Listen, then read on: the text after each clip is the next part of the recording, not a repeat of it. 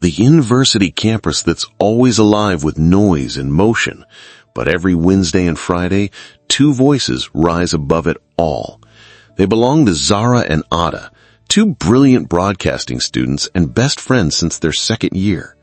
On the campus radio, their programs, from talk shows and hot news to requests and storytelling, are a campus-wide sensation. Students never miss a show, and everyone knows they are the best in the arts department. Their talent is more than just entertainment. It's a powerful force. One time, a final year student named BJ lost his exam script. His lecturer, a man named Frank, insisted he would fail and have to spend an extra year. Broken and hopeless, BJ walked into a quiet part of the bush, saying he was tired and asking God to forgive him. Another student who saw him quickly recorded the painful moment and sent it to the campus communication department. That day, Zara and Ada were in the studio. Ada saw the video first on her screen. Her face went pale.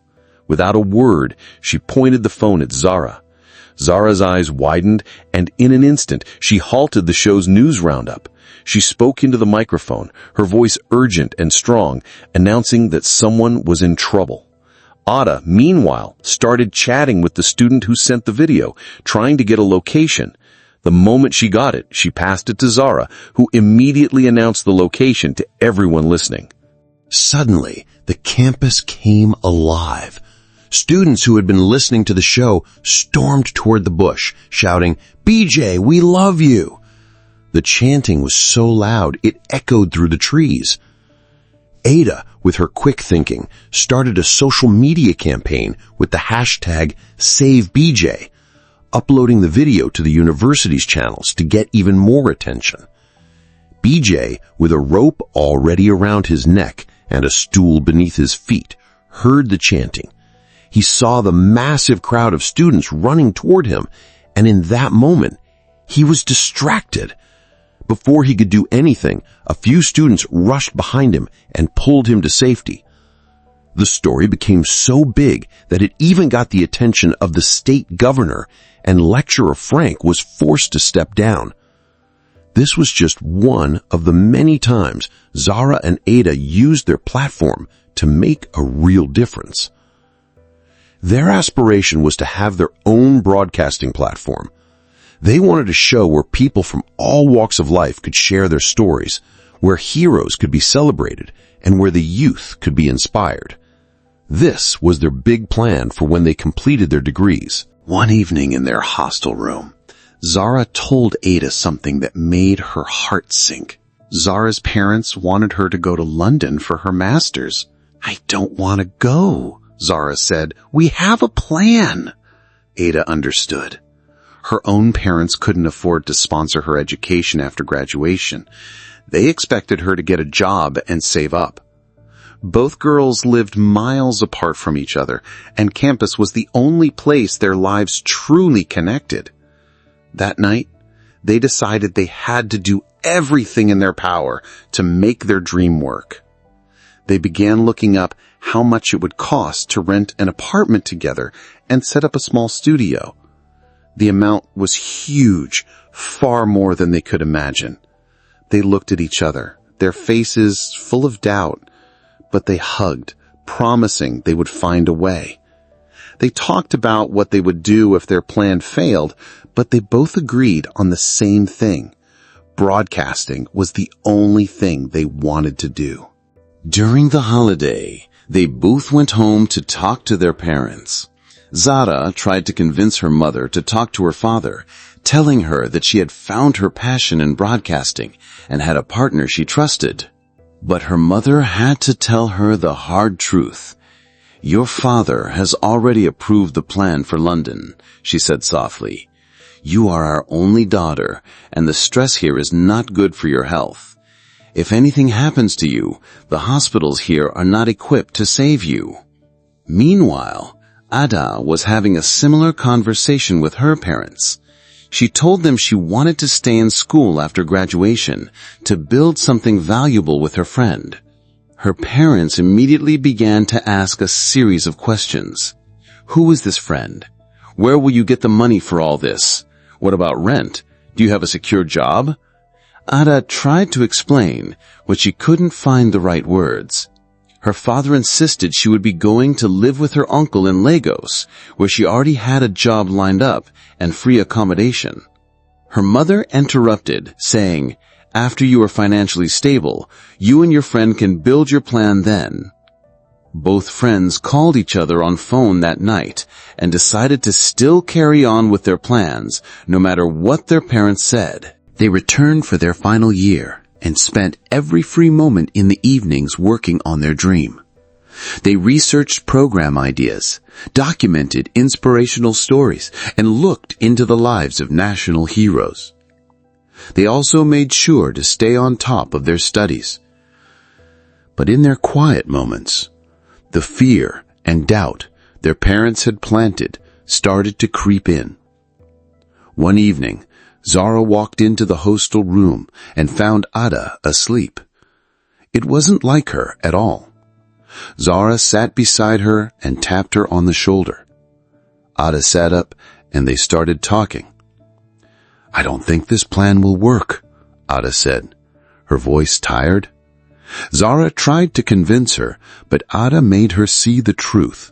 They were only privileged in school, and once they graduated, they would have to face a reality they weren't ready for. Then, Ada broke the news. Her uncle had called that evening.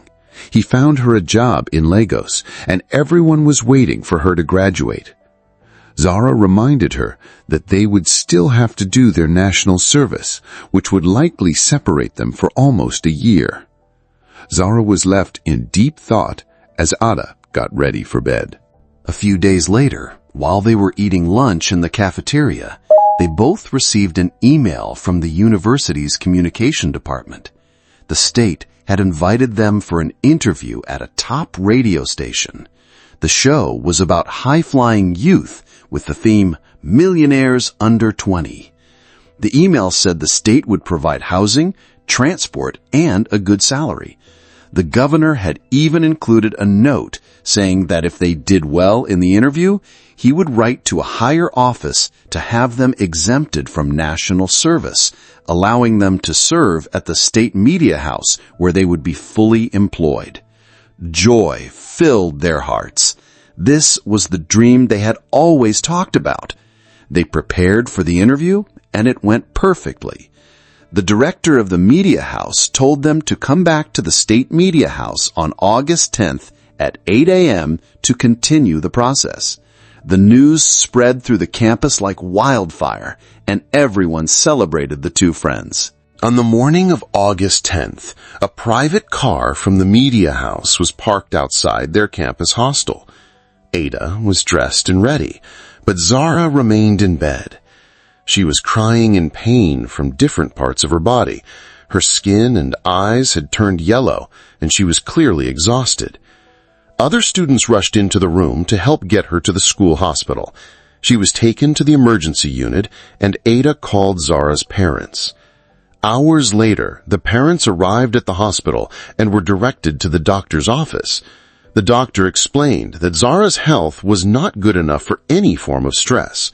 He said stress had released hormones that affected her blood flow. The parents asked for Zara to be transported to a private hospital that their family was registered with. The doctor agreed, and Zara was moved to a more equipped hospital. Ada was alone at school, worried. The state media house had put the youth program on hold. Ada called Zara's phone every day, but it was always switched off. Weeks passed, and students on campus started replaying old programs so they could hear Zara's voice during activities. Every time her voice came from the campus speakers, students would talk about her for hours, days, and weeks. Months went by. One day, while Ada was studying for her final exams, a student came to tell her that the dean of the university wanted to see her. When she got there, she saw Zara's father and mother. She was anxious, hoping to see her friend. The dean told her to sit down. Zara's mother played an audio message that Zara had recorded for Ada. Tears rolled down Ada's face as she listened. Zara's father told the dean and Ada that their daughter was a sickle cell patient. The disease had blocked blood flow in her small vessels, causing pain and organ damage. They had to fly her out of the country for better care, but Zara did not make it. The doctors had tried their best, but Zara had no more energy to fight. Ada broke down, crying loudly. The dean could not hold back his tears, and soon students on campus, hearing the news, walked in groups with Zara's posters, replaying her old programs. For many nights, students held a candlelight vigil to remember Zara. Weeks after the final exam, Ada went home. She graduated as one of the best students, but it was a moment she and Zara were supposed to share together. The state media house could not offer her the job alone, but they compensated her with some money. After 9 months of national service, she returned to her parents' house. About 2 weeks later, Ada's father told her that her uncle had called and was expecting her in Lagos for a job. Ada prepared for the journey. When she got to Lagos, her uncle told her about an opening for a talk show host. Ada liked the idea, but it brought back all the memories of Zara. She sent in her details and received an email hours later asking her to come for an interview. Ada started preparing, opening the big journal that she and Zara had filled with ideas. She told herself she would do this for her friend. She arrived early for the interview and was led into a room. The place was beautifully designed, with colors that felt perfect. In her mind, this was a place Zara would have loved to work. A woman came into the room and Ada greeted her respectfully.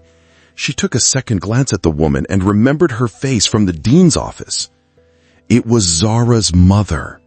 Ada sat there speechless. The woman called her name and her face brightened. She told Ada that when Zara was alive, she never stopped talking about building a studio with her. She told Ada how Zara had rejected the London offer just to stay and build that dream. Zara's mother revealed that Zara had opened a GoFundMe account, asking for donations for herself and Ada. After she passed, her brothers and everyone else said they had to do something to serve as a memorial. The money kept coming in, surpassing the original budget 20 times over. One day, while cleaning Zara's room, her mother found her journal. That was when they decided to build a modern studio. Coincidentally, the project was given to a man named Mr. Ben, who turned out to be Ada's uncle. Zara's mother told Ada that when she learned this, she knew it was destiny. She had told Ada's uncle to bring her to Lagos immediately. She gave Ada the keys to the building and told her they were ready to support her in achieving the dream. She also brought in a box containing USB drives with many recordings Zara had made and others from the school. All of it was handed to Ada. The live show, which Ada named A to Z Studio, soon became a sensation. Top figures in the country came to share their stories. Ada surrounded herself with talented young men and women who understood the vision, and she was recognized around the world. The dream that had cost so much was finally a reality, a beautiful monument to a friendship that would never be forgotten. The story reminds us that life's short, and sometimes our true purpose is not what we plan, but what we are given.